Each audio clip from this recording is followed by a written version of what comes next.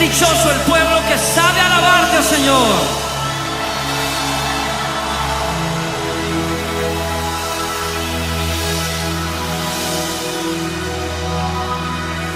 Bienvenidos esta noche a adorar al Señor en su presencia y en su casa.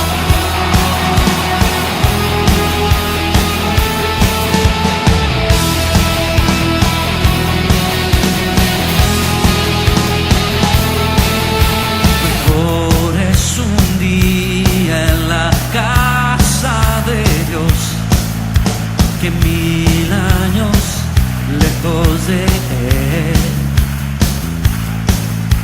Prefiero un rincón en la casa de Dios que todo el palacio de un rey,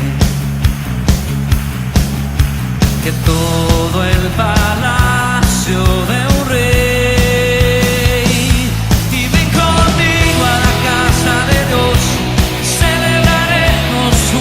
Su amor y haremos fiesta en honor de aquel que nos salvó.